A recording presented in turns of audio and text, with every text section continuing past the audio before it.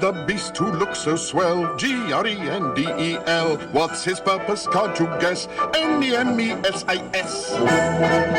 I'm sure you've heard about the upcoming movie Grendel, currently in production from the Jim Henson Company. And if you haven't, take a look at this beautiful practical effect monster being produced under the supervision of Brian Henson, son of Jim Henson.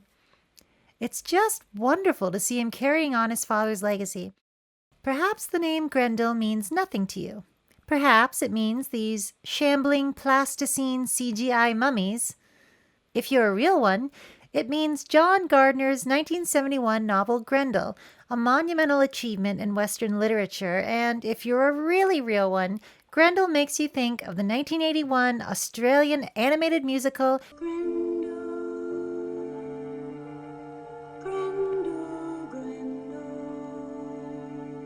which you can currently watch for free online. If you don't want spoilers for a 54-year-old film, watch it first. Find a link in the description below. Today, I'm going to dig into the old film so that when the new movie comes out, more people will have seen this 1981 masterpiece. For those of you who don't know, Grendel is a retelling of Beowulf, one of the most pivotal pieces of Old English literature from the perspective of the monster. While there are many theories as to the text's origin, scholars refer to the unknown author as the Beowulf poet, and the original manuscript dates between 975 and 1025 AD. However, the story may have been originally written long before that, and even before that, it was maybe transmitted orally throughout various dialect areas of England. What we do know is that the story is set in the pre-Christian Scandinavia of the 5th and 6th centuries AD. Normally, the Beowulf cycle follows Beowulf, but Grendel follows the titular monster Grendel as he watches the humans kill each other, develop their orderly little societies, create poetry, and, oh yeah, he develops a penchant for terrorizing them. By the end of the book, he's mostly come to a realization that the terror of him is part of what pushed humans to keep building and improving themselves. He is their nemesis. But if that's the book, what about the film? Well, it was the second full-length animated feature made in Australia, the first being Marco Polo Jr. versus the Red Dragon, which I only recommend if you like damsels in distress or big, fat, gay, dopey, unibutt dragons. I'm high strung as any Stradivarius. There's no laughing affair. I really can't bear being a delicate.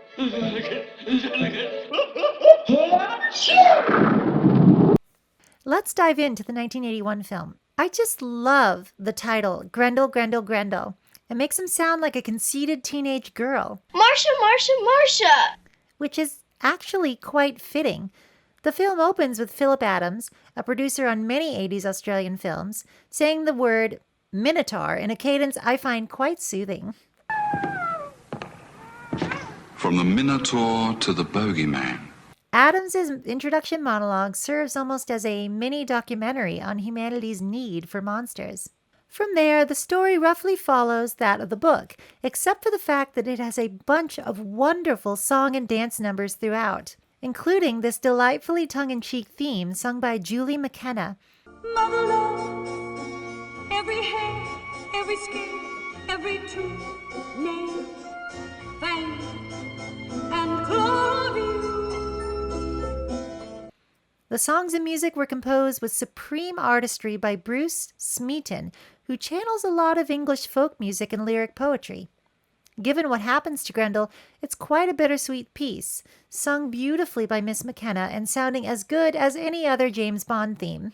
Mother love, every grunt, every groan, every howl, moan, wail, and roar from you. Grendel's art style is quite unique thanks to Frank Hellard, the animation director, and writer-director Alex Stitt. These big, chunky shapes need very little animation to work well, and yet they get a ton. They feel thick and semi-permanent, almost as though they've been animated in a heavy medium like oil paint. They're able to do marvelous things with this deceptively rudimentary appearing style. Take a look at the way they use color and frame and negative space in these shots to emphasize the claustrophobia of the night, mankind's original enemy. The lineless quality reminds me of films like Twice Upon a Time, where the characters seem to be made of construction paper cutouts. I fear that many animation buffs will tell you an animated film needs sharp inking, realistic motion, and a high amount of detail to be worth anything. To say nothing of the people who think CGI is a valid replacement for traditional animation. Grendel came out the same year as Hungarian visionary Marcel Jankovic's Son of the White Mare, a film so stirring I am about to cry just mentioning it.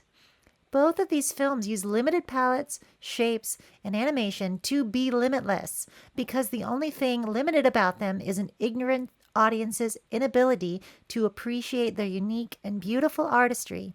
When you're watching Grendel, you suddenly feel like the Skildings trapped in their mead hall fending off a monster. Incredible. Someone needs to get their asses in gear and put this beauty on a 4K disc pronto. Without further ado, let's start discussing the film a little more in depth through its characters, shall we? Grendel. World Rim Walker. Foul Night Stalker. Heartbreaker. Drink-maker. If you're a furry, you are Grendel. Grendel is the beast, the metaphorical monster hiding behind every shadow cast by humanity. He's a tragic character in many ways, doomed to his foreseen fate, a curmudgeon, emotional, but what chance did the world give him? Grendel begins as an innocent, merely observing the humans, but soon he realizes he can kill and terrorize them and does it just to see what it would be like. I'm home, Mother. Where are you, dear? In your pit? Oh, I've got some nice legs for you. In response, the humans mourn, rebuild, and improve. Without Grendel, complacency would rule the day. With him, the humans have something to work against.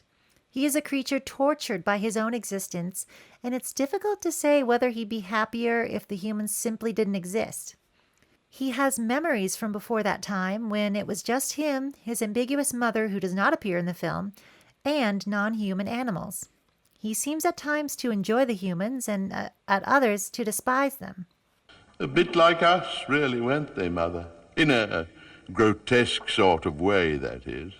In his search for the meaning of his and their existence, he doesn't really find an answer that fully satisfies him. That's probably because there aren't any. Apparently, John Gardner based Grendel on existentialist philosopher Jean Paul Sartre, which is reflected in Grendel's narratively expedient obsession with analyzing everything around him. Ragged little bands roamed the forest all through that year, fighting at every chance. And all through the next year, and the next. They killed cows, they killed horses, they killed each other. In the film, Grendel is voiced by Peter Ustinov, one of the great actors of the 20th century, certainly one of the great voices. He was a polyglot, 2-time Academy Award winner, Prince John in Robin Hood, Rob the poor to feed the rich. and Manny the Rat from The Mouse and His Child. 2 innocents abroad, eh? But for me, you'd be flattened to a fare-thee-well. He has a particular cadence that I adore. I also really love Grendel's design in this movie because he doesn't really look like anything. He's just this big, bulky monster who defies easy comparisons to animals and monsters that we're familiar with. That said, there are some great animals in this movie. Check out this amazing dog and this bear. But Grendel stands apart from animals like these as much as he does from humans. He's unique. Also, he kind of looks like the cheat. Before I move on, as a favor to the fat fur vor lovers, here's some delicious Dane weight gain. Mind you, I wish I'd taken his helmet off first. I think I've broken a tooth.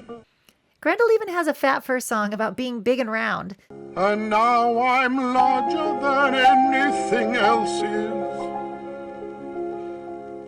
When they made me, they spared no expense. With a clam chorus.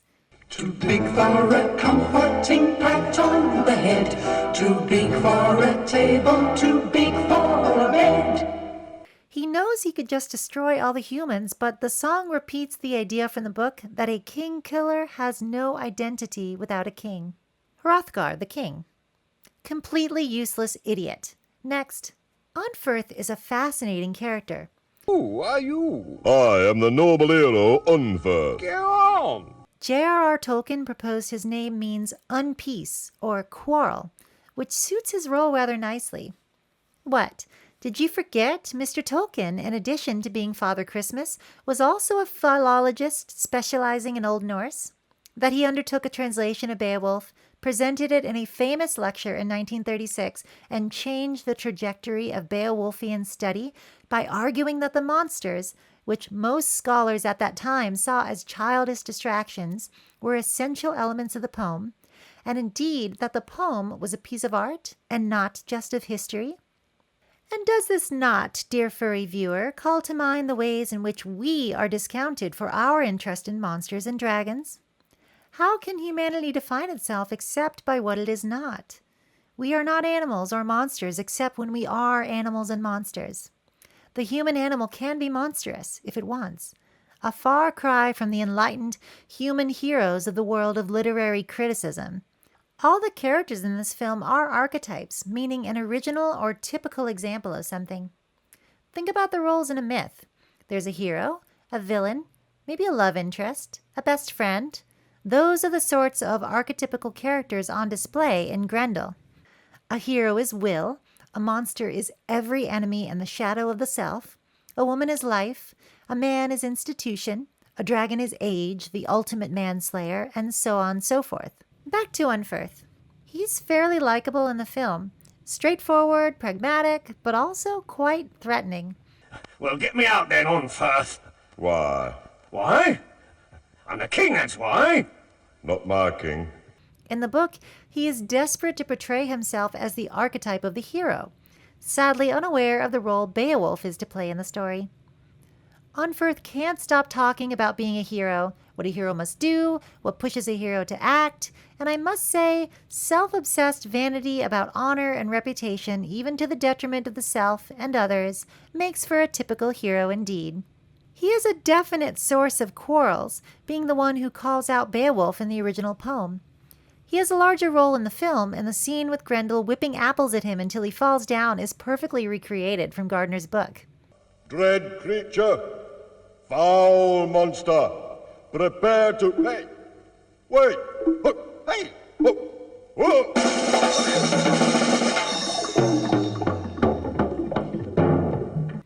I love how the film does all this build-up of Unferth, characterizing him as looming and dangerous, making a point to show us his threats to usurp the king and his desire of the queen, and he's beaten by an apple.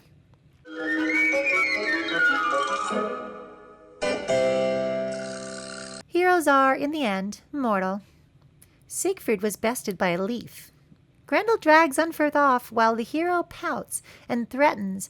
Gave his life in battle with the great bogey. Know you that a hero stands here, unafraid to die. And after spending some time whining at him in his lair, Grendel lets him go because he knows a hero's goal is to die in battle, and he doesn't want to give him the satisfaction. Love it. Very petty, very high school. Sadly, there isn't much to Wealhtheow, and that's by design. Her role as hostess, literally, her name means to serve and to receive, subsumes her personhood. Wealhtheow, which means holy servant of common good.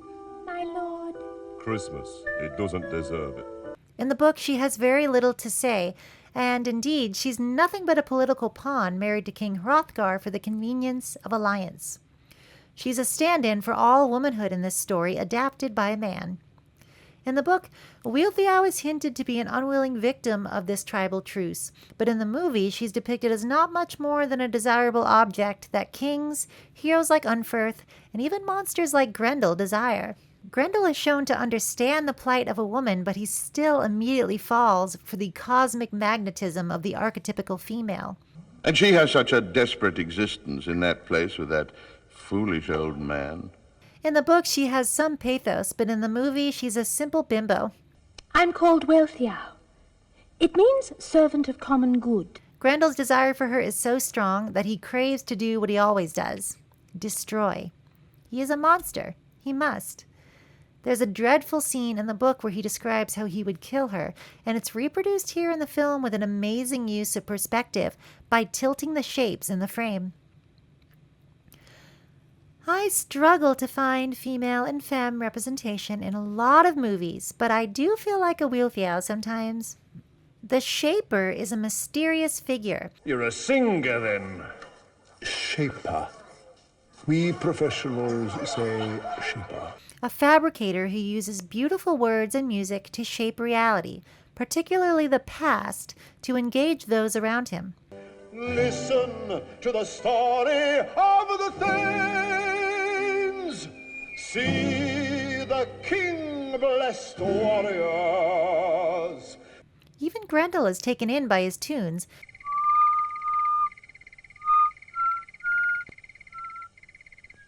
And this is one of the ways the film capitalizes on themes present in the book. Notably, books don't play little songs when you open them. At least most don't. That's more of a greeting card thing. So the fact that the film is full of music makes The Shaper even more powerful to the audience. His songs, composed by Bruce Meaton and sung by Keith Mitchell. Also a furry interest, Keith Mitchell singing Captain Beaky on Top of the Pops in 1980. And Captain Beaky and his band, that's Tippy Toad, Reckless Rat, Artful Owl, and Batty Bat, march the woodland singing songs that tell how they have righted wrong. The Shaper is a weaver of stories, creating context for these huddling, primitive men by inserting their violence and greed into a framework to make it appeal to them, to compound it. He gives shape to the shapeless, thus he is the Shaper. The Shaper's songs are completely mesmerizing, grabbing you by the throat and haunting you with the sheer scale of human existence. Check out the graphics of the Shaper's haunting second song telling of man's fall from grace. Cain bore the fury of both God and man. God halved his children into loved and damned. People confuse obscurity with low quality, but that just isn't true. If this movie had come out in the US, one of the songs would have won an Oscar. People act like just because they haven't heard of it, it's bad. Well, let me tell you, most of the things I have heard of are terrible. In fact, this is a movie that should be shown in film classes because it's full of accessible demonstrations of concepts like how color schemes convey emotion, how angles create mood, and how shot size and the size of the character impacts the scope of the movie. Even without any color, we feel as though we're looking over a vast landscape when the characters are tiny in this background. The animators managed to communicate amazing subtle movements through the simple style. Theories of negative space are also on display on the sequence where Grendel attacks the mead hall. Paying respects to its origins, the film is also steeped in English history. For example, look at all the old English petroglyphs throughout. So cool. Let's talk about the dragon. Scared enough to pee in their pants. You didn't, did you? Good. Arthur Dignam does an incredible job portraying the all-seeing dragon who, in the book, is aware of everyone's eventual fate, including his own. He spends several pages bloviating about archaic philosophical concepts in a plethora of $2 words. If you ask me, his outlook is rather draconian. It's unclear whether the dragon is real, actually, because Grendel says he has a dream or a journey in the safety of his cave right before the scene, and then later we see him talking to a rock with a dragon glyph drawn on it. Yeah, that's what it seemed like you said. He's so big and so round. Even Grendel is afraid of him, and the Skildings worship him. Maybe that's where Grendel got it. He has one of the best songs, a duet with two big fat guys wobbling around singing about describing the condition of pleroma. For every synonym, an antonym is waiting round the bend, and every right beginning has an end. And the duality of existence and of life and death. For every deity, the laity is slaving at the yoke, And then he hits Grendel with a cream pie. and every hollow laugh demands a joke. This dragon is woke. For everyone who's rich, another tenner poor. All right, Beowulf. So Beo means white, and wolf means... Hang on, let me get my Old English dictionary. Oh, wolf, of course. How silly of me. Here's a picture of his persona. By Beowulf's time, the Germanic tribes had converted to Christianity, so if you're wondering why he talks like an affluent upper-crust creep... Ah, my dear old fellow, some food would be appreciated. Complete with Boston Brahmin accent, it's because he's a wasp among pagans. Keith Mitchell does his voice too, and if you compare him with the Shaper, you can hear it. I will sing you the song of the revenge of Wiglaf. Wiglaf. Let us all sit down and enjoy a charming rustic meal. Hrothgar has called in Beowulf to deal with the monster, and he arrives quite full of himself and his monstrous troops. May I present Gruff, Grim, Shaggy Arthur, Pigfat, Shabby, Blood Axe, Coal Eater, Bog the Short, Tall, don't do that, Tall, and of course, Troll. Just looking at this group, I can already tell Troll would be somebody's Tumblr baby girl. Troll? Troll? Fetch us a cask of the 93, dear boy. Wait, is Troll Grendel's literal Tumblr baby girl offspring? They look kind of similar, right, with all the spots? Beowulf is the snide jerk prophesied to defeat Grendel, and indeed he does. Grendel charges rather haphazardly into the mead hall, and Beowulf unleashes a surprise attack. We know that Grendel has to die, but it's still sad to see it happen. I'm particularly stunned by this 3D shot during the final song of the film. They soon will show the blood-red traces of his final paces as he leaves us all. You're telling me you'd rather see hundreds of CGI trees whirling around than this beautifully hand-animated optic effect actually physically taking place on the screen? Couldn't be me. Over the credits, we get this delightful animated curtain call. How often do you see that? Grendel even blows us some kisses to prove he's okay. You see, Beowulf is nothing without Grendel. He has no reason to come to Hrothgar's court, and no monster to defeat without Grendel's existence. Without the monster, the hero is merely a man, static, succeeding without opposition, and, well, that doesn't make a very good story, now does it?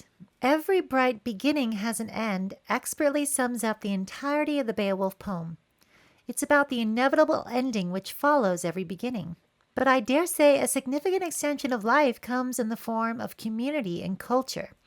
Here we are, after all, discussing a poem over 1,000 years old as if it happened yesterday.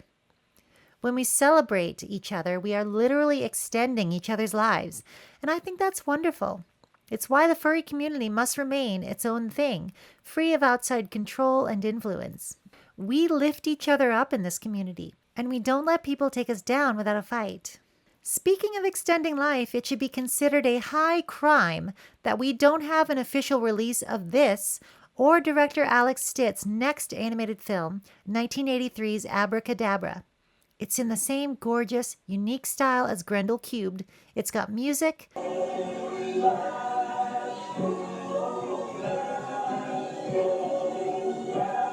I mean, look at it. And it's lost media. Alex Stitt was an incredibly popular graphic designer, and he was all over Australian popular culture of the 70s, including 1975's Life Be In It. Oh, Norm, you're not watching the telly again. No, this is educational, Libby. One of Australia's most recognizable health promotion campaigns. You know that slip, slop, slap skin cancer prevention commercial I posted on my Blue Sky a while ago? He animated that. Just say these simple words. Slip, slop, slap. It sounds like a breeze when you say it like that. And it was one of Australia's first animated TV commercials, as well as one of its most successful public health ad campaigns. Versions of the campaign are still shown on TV to this day.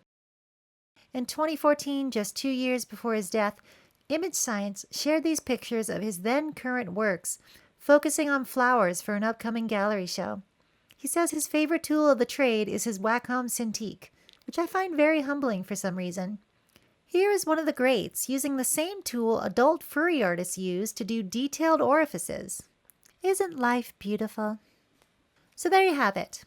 One of the most visually stunning and unique animated films ever made. Watch it when you get the chance, please. Put down the lights and really sink into it because it will engulf you. You know, now that I think of it, my boyfriend Gentle Monster has a history with this book, so maybe I'll call his avatar Lucius in here and see what he has to say. Hello. Hello, good to be back on your show. So, you read this book a long time ago, and I'm curious, describe what it was like when you first read it. Where you were, how old you were. So I got into it in high school. I can't really remember how. I think I found it at the library when I was 15 or 16. So you just found it? Yeah. What drew you to it? Because I think we read a smidge of the original Beowulf poem in my English class, so I was familiar with Grendel as a character, and even before the John Gardner book, I was interested in him. Just what's his deal? He's kind of mysterious.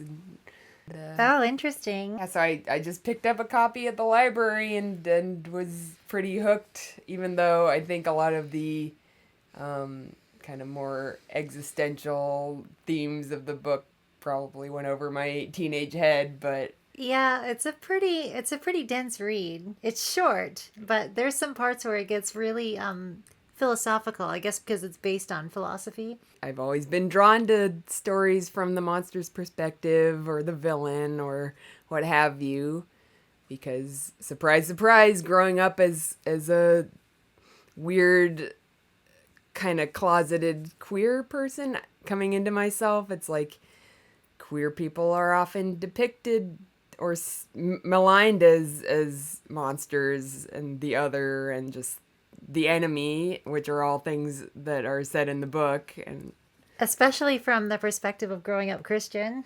Oh yeah, that too. I mean, I feel like reading this book at a young age kind of woke me up in a lot of ways. Grendel radicalized you. That's right, yes. He's very much a character on the fringes. Yeah, exactly. He's trying to figure things out, and every time he tries to make nice or, make friends, or he's misunderstood. At least he starts out that way, which I know the misunderstood villain thing is a trope at this point, but I guess stories like Grendel are kind of the origin of that sort of thing. Yeah, definitely the origin. I mean, this story goes back over a millennium. And it was just one of those books where I read it through once and then held on to it for a while and would reread passages and chapters that struck me, usually, because there's a lot in the book where it's Grendel kind of recounting what's going on with the kingdom and just this kind of rise of Western civilization and all that stuff that, yeah, maybe I didn't quite grasp, but at the same time I did, and it's I'm picking up what they're putting down here. Yeah, it's a very succinct kind of Cliff Notes version of Western civilization. Yeah, very much so. But my favorite chapters, of course, were always the ones about Grendel and how he sees himself and not feeling like he fits in anywhere, like he doesn't relate to his mother. He can't talk to her. There's, the other creatures in the cave that he's so distant from, but he can't connect to the humans. So he's just alone in his own little world, kind of stuck in his head, and I felt that a lot. Yeah, I can imagine it was pretty isolating being, the only queer artist in a family of Christians. It can be. But I'm curious also, because you have an affinity for dragons, being a dragon yourself. So, yes. So what did you think of the dragon the first time you read the book? I quite enjoyed this interpretation of what a dragon is, and going into just what it's like to be an ageless creature, beyond time and space, and his whole kind of existential nihilism, what's the word? Lecture he gives Grendel, and how he's described as just this ancient, cunning creature, but also he's like an old dog, kind of and saying, "Don't piss on my treasure, it's very valuable." Yeah. So there's the whole thing where after his meeting with the dragon bestows unto Grendel this gift where he cannot be harmed by the weapons of man. So that gives him the boldness to attack the mead hall again and again because he knows that he can get away with it. And I thought it was interesting that when Beowulf shows up towards the end of the novel, he's described as very draconic, I guess you could say. Grendel kind of sees the dragon fire in him and like the wings spreading behind him. And he also, he'll reiterate a lot of the talking points the dragon had as he's killing Grendel. So it's almost like this existential nihilism that Grendel learned from the dragon has been kind of fighting with the entire book. He finally succumbs to it in the end by being bested by Beowulf. I don't know if it's like this in the book. I think it mentions it once or twice, but there's an interesting detail in the film where he's shown to be talking to the dragon, and the dragon is just a petroglyph on a rock. So it's like the dragon is implied to be a dream or in his own mind.